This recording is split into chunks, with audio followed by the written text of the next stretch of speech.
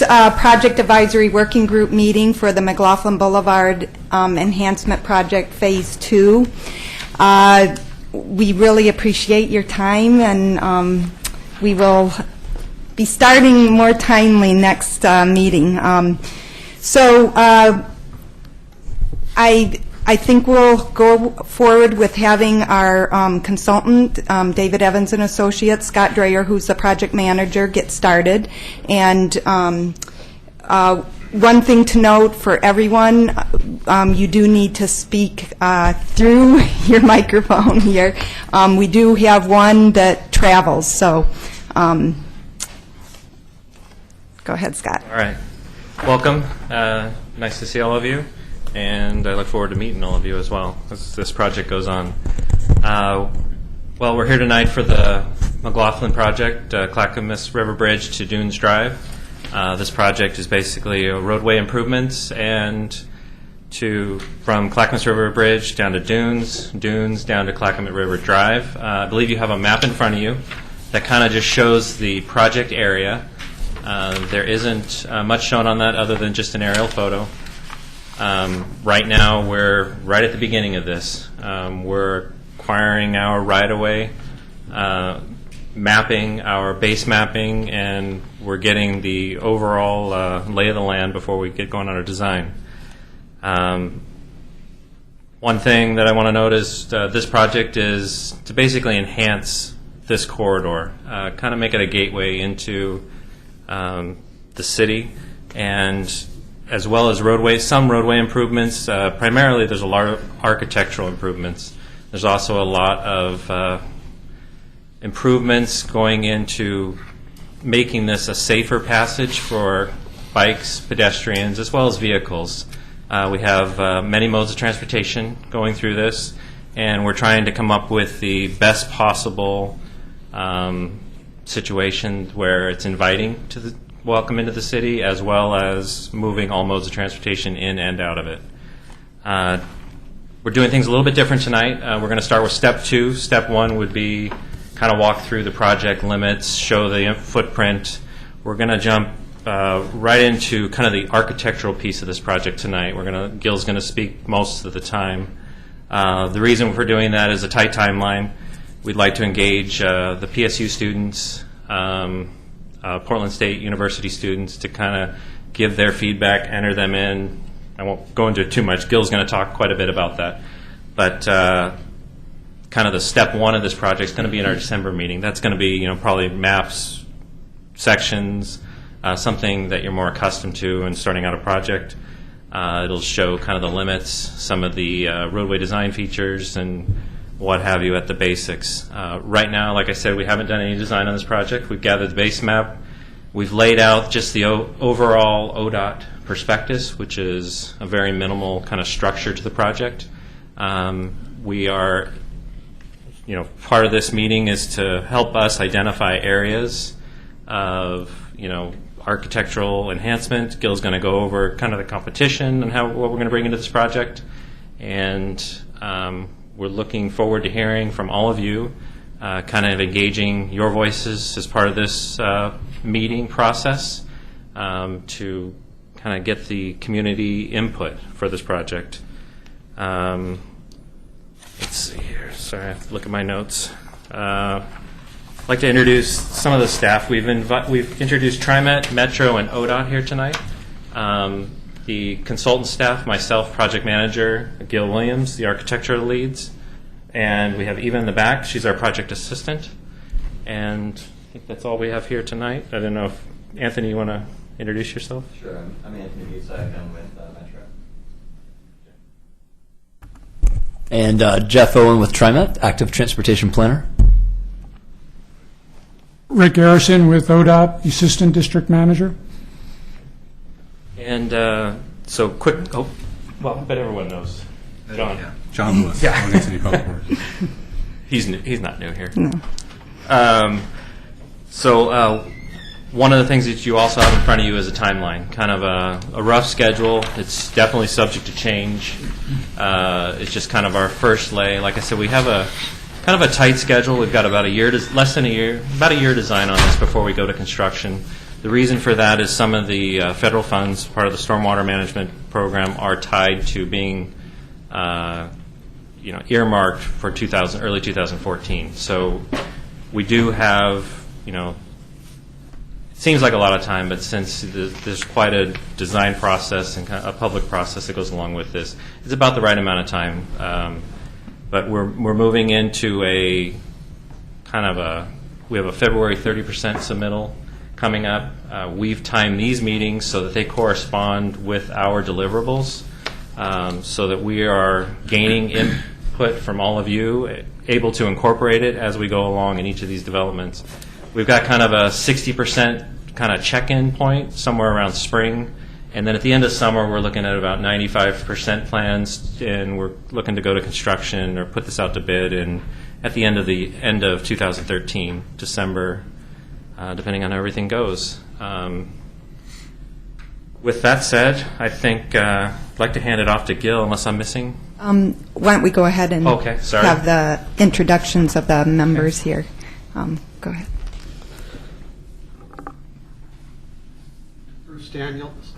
Bruce Danielson, CIC. Fred Wallace, TAC, Transportation Advisory Committee, and I also work for TriMet. And Larry Hanlon with the CIC. Bob Mahoney with TAC. Sean Datchler, and I was on the previous Project Advisory Committee for McLoughlin. That's it. Great. As Scott mentioned, my name is Gil Williams. I'm a landscape architect with David Evans and Associates, and was the lead landscape architect on the previous project, I guess what they're calling Willamette Terrace. We, in that project, had more of an internal design process, and so one of the things that we thought would be unique about this particular project, and to try to generate some fresh ideas, was to engage the architecture program at Portland State University. And the idea being that we could flesh it, because it's a gateway, because it's something that is the entry into Oregon City.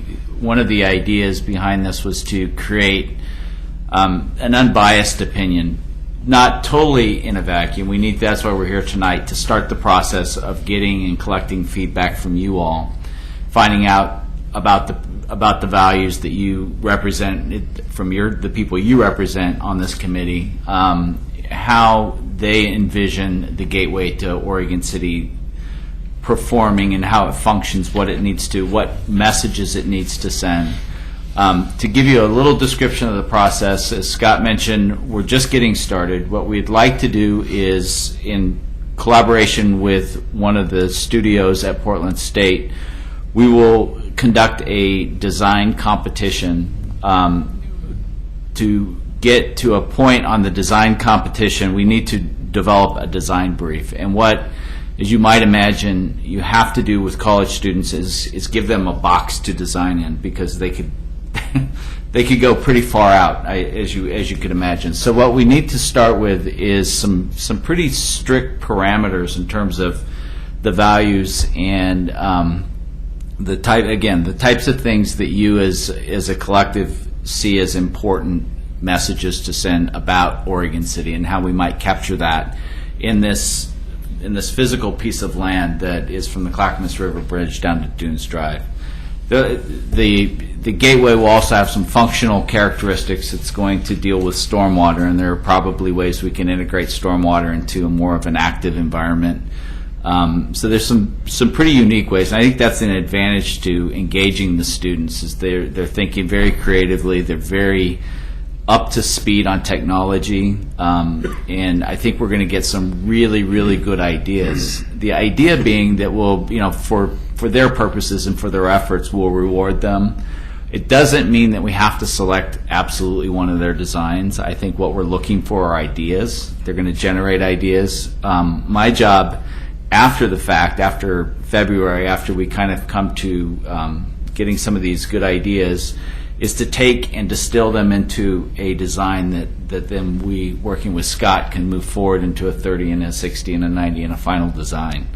So that's the process.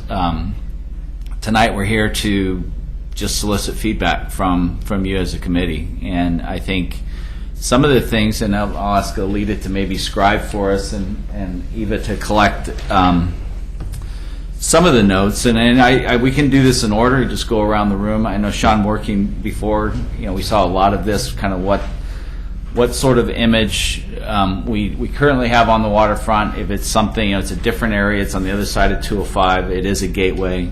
And so we wanted to look at a couple of things. And one of the things is values. And, just generally speaking, what are the, what community values do you think represent Oregon City? What would be some of it? And they could be one phrase, couple of phrases, but they're the types of things we're looking for that kind of just gauge your day-to-day decisions and how you see living in Oregon City. And so we can start, Bruce, with you if you'd like, and just if there's, I know, maybe putting you on the spot, if you feel comfortable with that.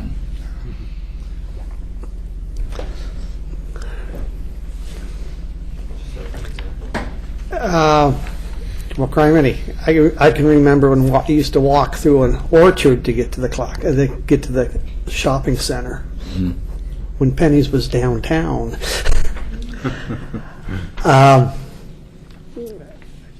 They're doing a lot of remodeling on Main Street, and they're bringing the buildings back to the architecture when they were built.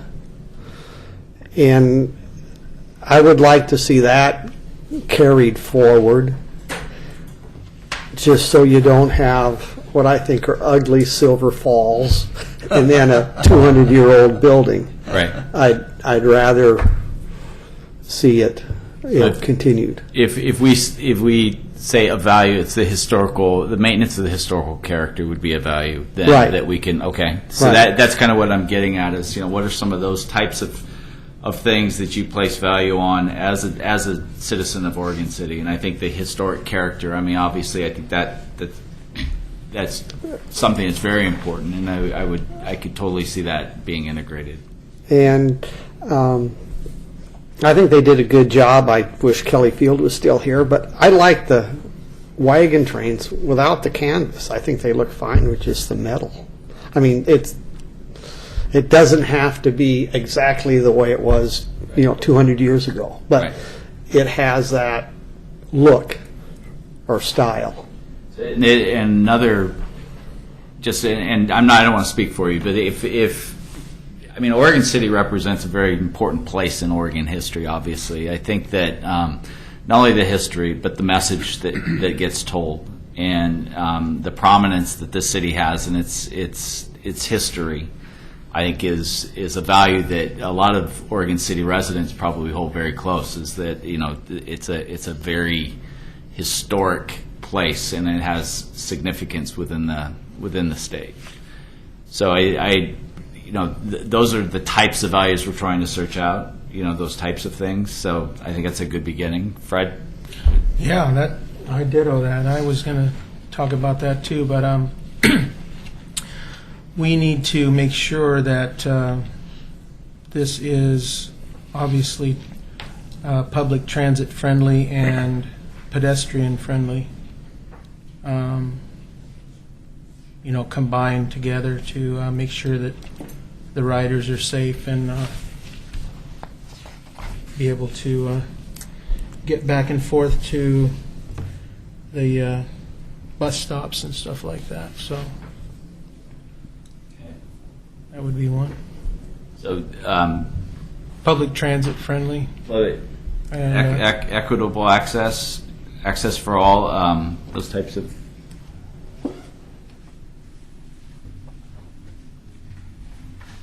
I can say more, but I'm going to let other people say something. There's a lot we can try to gather. I'll keep hammering you until I get enough that we can then. Right. And again, what we're going to do with all this information is we'll take it and we'll integrate it into our design brief that the students will then, they'll read this and they'll say, okay, this is the setting, this is the parameters and everything we're going to try to do for the city of Oregon City. So that starts to get them thinking about things. So knowing where your words are going to go, if you think of things, what you want, if you had a student sitting in front of you, you want to say, start thinking about these things. Not physically about what it might look like, but these values that the city has.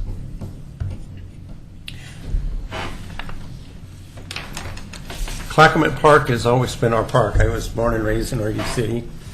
And I'm a disabled veteran. And I've been on boards with the Veterans Hospital. And one thing that we came up with in just casual discussion was, this 26-year-old kid said, I'd sure like to be able to go down to Clackamas Park again and fish, but I don't have any legs. Mm-hmm. And that's kind of spun into a project that we're completing now. First phase is to have our Clackamas Park, where the motorhome and overnight camping will be comped to the disabled veterans for up to 5 days per month. And the next thing we'd like to do is be able to build some kind of a handicap fishing ramp. And we'll need your engineers to do that because it's not going to be easy. But I think just kind of putting a little emphasis on handicapped and our veterans is very important to me, along with what TriMet does. Great. I got a question. Are there going to be any public funds for public art donated to this project? Yeah, there. Because we need some more silver falls. Bruce will provide that. or NASA launching ramps or something. And the other thing is that just currently there is no public art scope for this project. There's no budget for that. Oh, isn't that mandated by state law to include that in any type of a public? Is it just structures, or is it just structures? Yeah, I'm Well, not sure on that. That's just a point of information. But the other thing is, I agree with you. Got to start with the weakest link, and that's pedestrians. You got to keep them safe, because that is a racetrack. You got people changing lanes there, going into that shopping center, and buses and right-hand turns without looking. And it's a shooting gallery. Yeah. It really is. And you got a lot of lanes there to change from. You can go from the left to the right lane, just lickety-split and not know it. Mm-hmm. And people standing there by McDonald's waiting to go across with kids. And, so you just got to plan for the pedestrian first and foremost, and then work up from there. Right. And then the other thing, on this gateway, I heard you use that term, as long as it's not like Reno, the biggest little city in the world, that type of thing. But this Oregon Trail situation is just not about Oregon Territory, or the U.S. of A. It's international. I'm sure there's people in other countries that have read about the Oregon Trail. And let's settle this thing once and for all. Oregon City is the end of the Oregon Trail, not Seaside, there where they got the little loop there, down Main Street, and they got the little... Yeah. They call that the end of the Oregon Trail, for God's sakes. So let's get that settled. And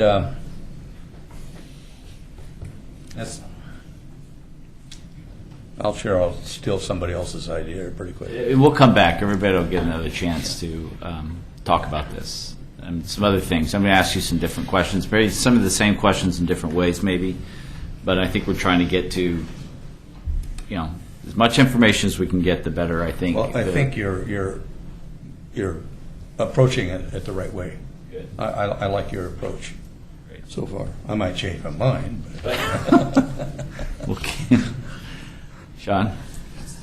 Well, I think scope is hard to wrap our minds around. I remember going to the first meeting of the last project thinking we were deciding how lane movements were going to occur, and all that was already done before we got there. So some of the things I think now looking at this, not fully understanding the entire scope from our perspective, is consistency. Consistency is very important through the city. So right now you have lighting and railings and park benches that are consistent all along the rest of McLoughlin. It needs to be the same all the way through here. And then along with the end of the Oregon Trail, the part that bothers me with most cities, but makes me proud about Oregon City, is we seem to be unique. Gladstone, you drive right through it and you don't know you've entered or left it. So I think, to me, scale and scope of this needs to be large. And again, maybe not the Reno or those sorts of signs, but it needs to be obvious yet not distracting to traffic. I think 99 has a definite character, and you alluded to it a little bit. I think when you get into Oregon City, it is unique. I mean, it's not Gladstone. I mean, downtown Gladstone's 3 blocks off of 99, so you never really go through it. But coming down 99 into Oregon City, there's a definite flavor, and I think just a block off of 99, you get a sense for the character of the city. From the historic structures on the river, being the bridge that was just reopened, to some of the just some of the other things you notice when you go under 205. And I think the intent here too, and you can read, I think everybody got this design brief as part of their handout. I think this does a good job of kind of describing the why for this project, and I think that's another thing to keep in mind. But I agree with what you're saying, that's an important part of it. One of the other, I'm going to jump around a little bit here.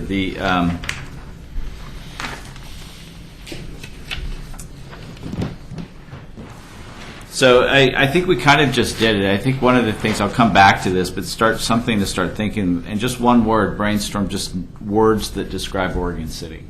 And I'm not putting words in your mouth, but just one word that might describe it. And we'll come back and capture those. But next, what I'd like to do is, let me see, where am I?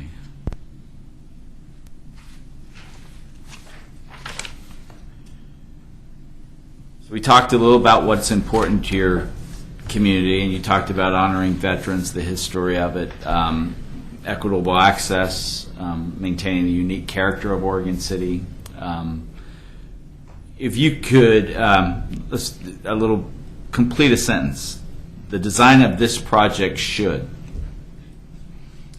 And it's maybe a different wording of the same thing we just talked about, but what should the design of this project accomplish? I think we got to it a little bit with the historic character and processing pedestrians.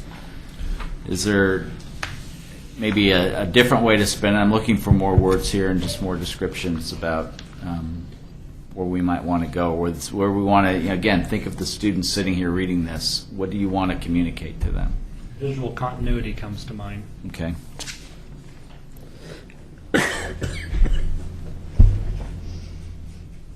Anybody else?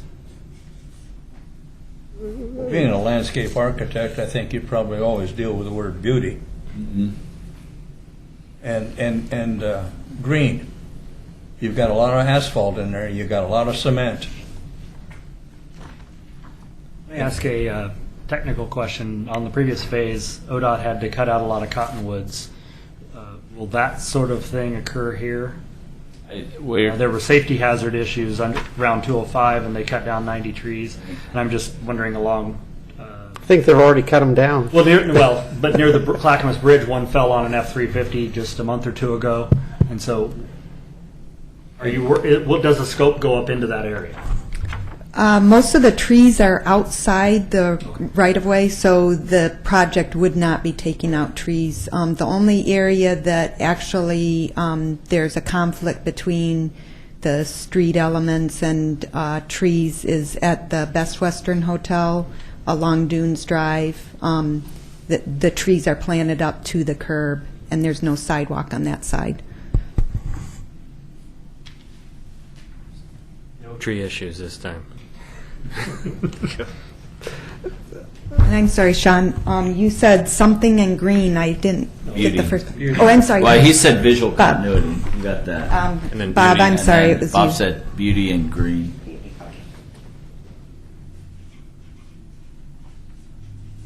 Keep track of what's already there. You have a pedestrian trail by the lagoon, and you have an underpass under 99E, and maybe if you tied the pedestrian trail, that would solve a lot of the problems crossing at the light.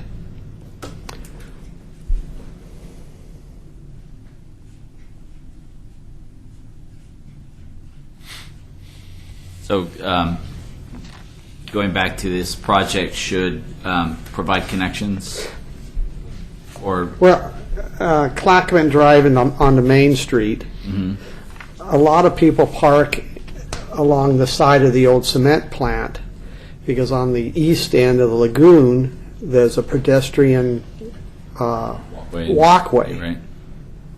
And knowing that that's there, I would try not to push all the pedestrians across the street at the intersection 99 and the shopping center. I bring them down where you have them going underneath the highway. Right. You know, it's interesting. I'm glad you brought that up. One of the things that, you know, we look at this map, and it's a square on a map, and it's obviously part of a bigger system. I mean, 99 is a system. There's trails, like you said. There's connections. So one of the things we will do with the design competition, we're going to start at a bigger scale. We're going to look at a lot, you know, probably more of a, not regional, but it's going to be a lot bigger, and then we're going to get down to this. So we'll make note of existing systems, be there pedestrian, bike, you know, if there's other, you know, what the work that was done in the previous project, where these connections are going to happen, where people are coming from and going to, so that they'll be as familiar with it as they need to be to provide good solutions. So that'll be part of it. So that little map you're seeing that's part of your package won't be all they'll see. They'll see a bigger context that will show some of the bike ped connections and where the bus routes are. You know, like you said, traffic's a big deal out there. It's a dominant feature of that whole landscape, and so it's something that we really want to address head on. And I think that it's loud and clear is, you know, how do we de-emphasize and make peds and bikes more integral with this safely, and make it, you know, provide for equitable modes in this corridor. So there's a tremendous amount of traffic there competing to get onto the bridge, going north and south. right. And right at that point, you know, they're all coming in there as tight as they can get and as fast as they can get to get onto that bridge. Not just going underneath it, you know, but to get onto it. So it's kind of complicated. Yeah. So if there was some way to move traffic through there and yet to get them, and safely, with pedestrians, but to do it at a slower rate than it is right now. Now, that might be contradictory. I don't know. But, boy, they have a tendency to just zoom through there. And whatever happened to the red light? I don't think people regard a red light anymore as to stop. Right. It's a challenge to get through it without getting hit. Just unbelievable. Yeah. You would say Sustainability and durability. Build it with, you know, make it last.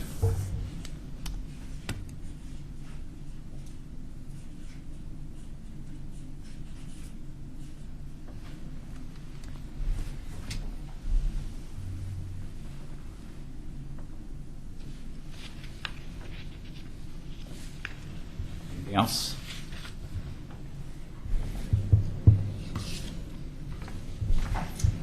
Well, what are your thoughts about the history of involving the Oregon Trail and the history of the community with this project here, with this location? I think one of the things coming across the bridge, the Clackamas River Bridge, you almost have a portal that is a natural. And it takes you from Gladstone. There's a transition there, so it puts you, unfortunately, right back in the same landscape, with strip malls and those types of things. So I think there's a huge opportunity to leverage that transition, because you go across the bridge, you have some historic feel with the bridge.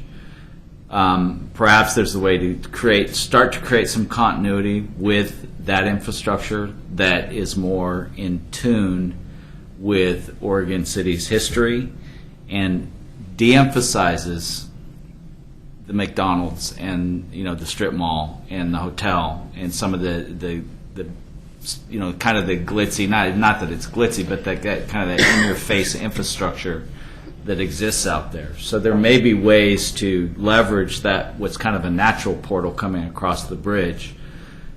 I mean, you still have another transition. That's when you go under 205, and then there's just this series. So you're in a little pocket there.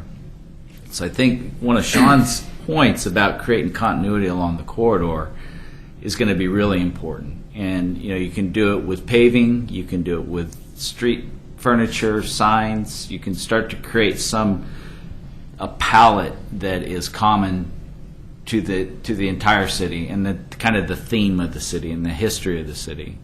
So you start to de-emphasize kind of what's there, because you can't. I mean, it's obviously private property. You can't have them change everything into historic architecture, but we can. There are ways and things we can do, and I think it can function equally to calm traffic. I think you've got a 45 mile per hour view of seeing something, and it'd be ideal if you got it down to 35. If you got people to slow down in there, then they could absorb some of what's going on, and it actually makes that whatever we do have value. You'd bring them down to bring that sign over to the edge of the bridge and bring them down to 30 all the way through. I couldn't commit to that. Come on, Rick. And there are a lot of you can imagine a lot of sieves that this whole process needs to go through. I mean, we have Metro, TriMet, ODOT. Obviously, it's their facilities. So you just get these ideas, you pour them through, you distill it, and see how it comes out. But it's worked well. We did it in Milwaukee. We did it in Oregon City. It's going on in other facilities throughout the state. So I think it's these facilities exist in urban context like it does here, and I think there's a way we can take advantage of that situation. What about lighting at night? Can you do anything with lighting at night? Absolutely, yeah.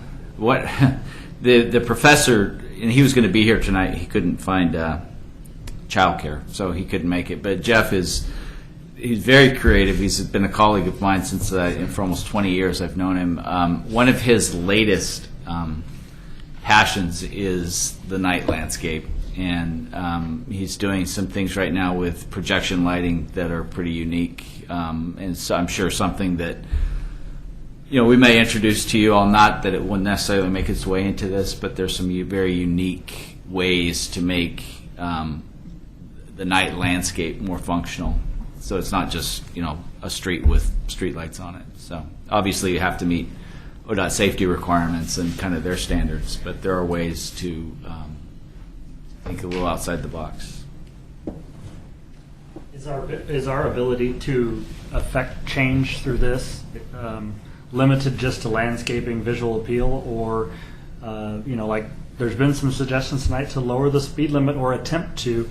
I mean, are those things flat out off the table, or can we as a body and as a group kind of make suggestions that stuff also gets sifted down?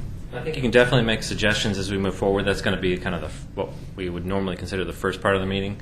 Since we're getting that scope of work for the PSU students, we'll do that. But our next meeting for sure, we'll have a kind of a skeleton layout of the road. We'll have some traffic calming measures already in there that Metro has shared their opinions and some of their practices that we'll have in there. The city has ideas that they've looked at this for many years that will be in there as a starting point. But definitely you'll have time to voice your opinion, voice the opinion of your community. Our 30% design, which they call a design acceptance package, is just that. It's a package of kind of definitions of different roadway features.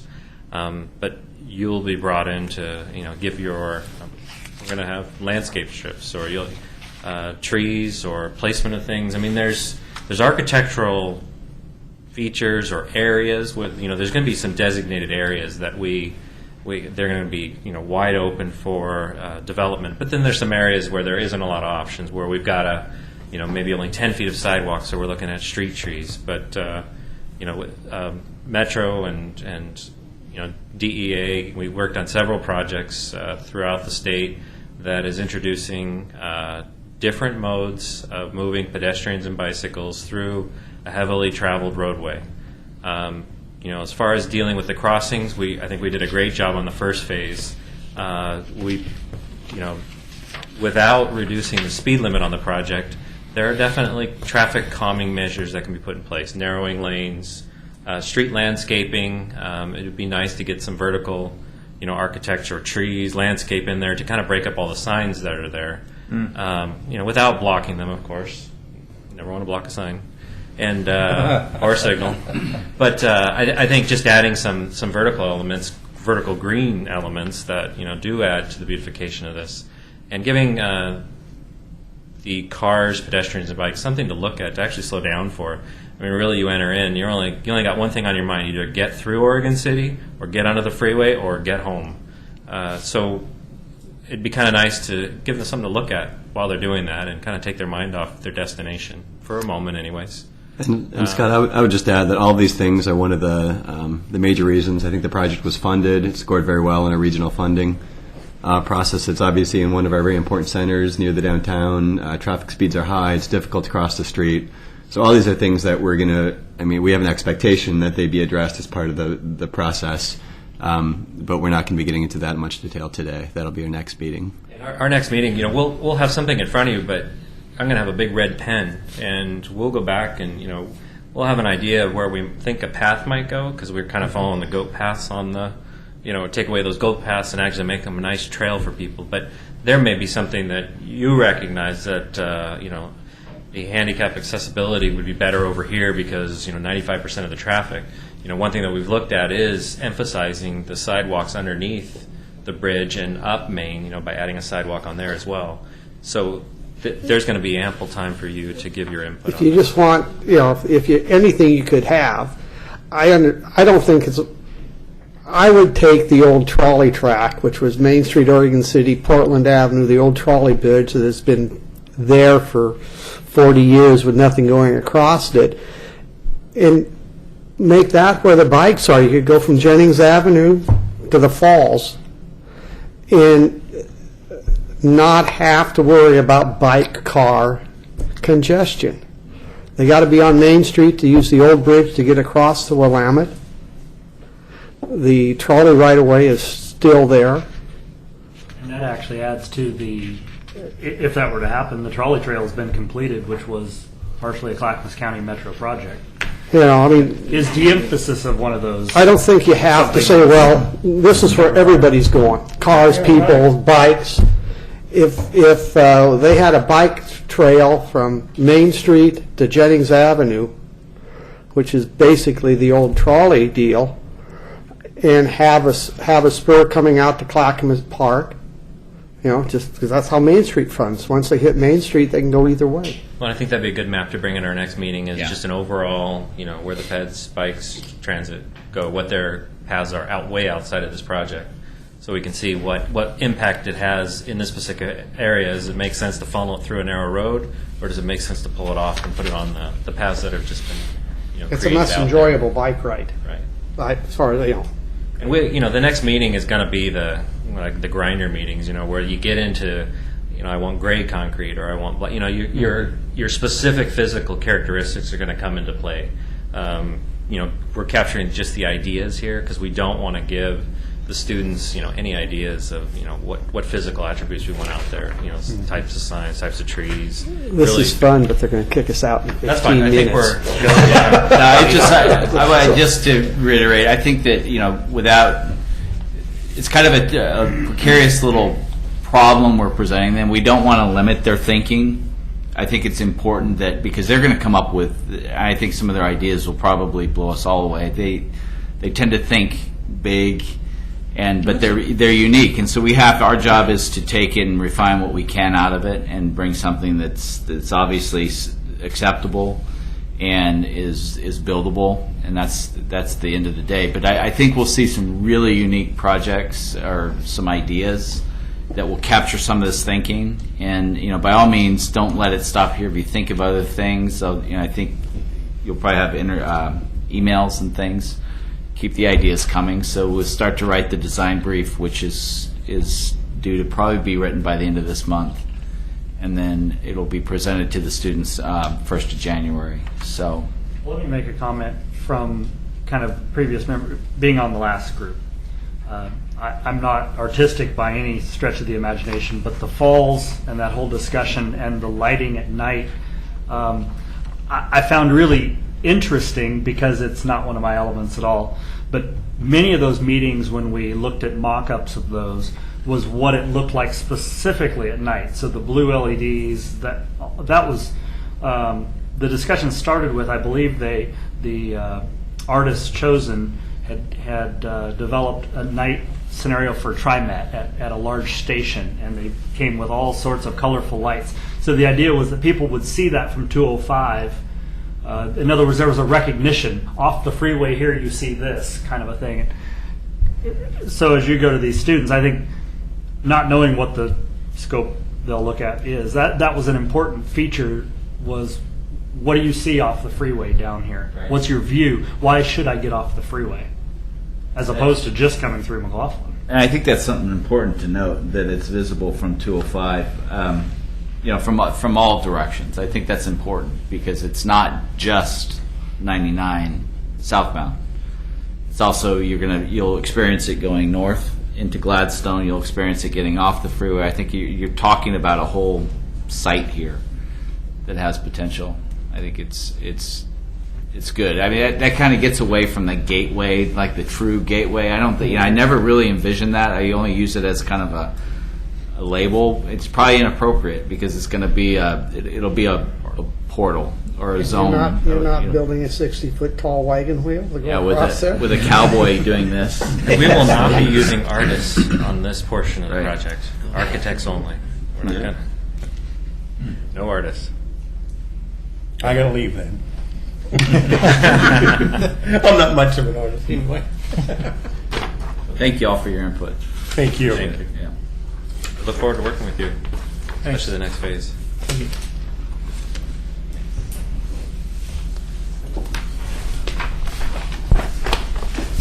I like it. Left dark design.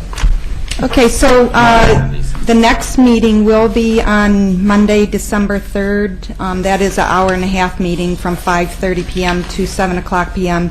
And we will be bringing the design issues, talking about street profile options and the design elements. And we will have a nice large aerial map that you'll be able to better see the proposed direction for this. So I want to thank you each for coming tonight and being with us for our first meeting, and look forward to seeing you at the second one. I want to thank you for a beautiful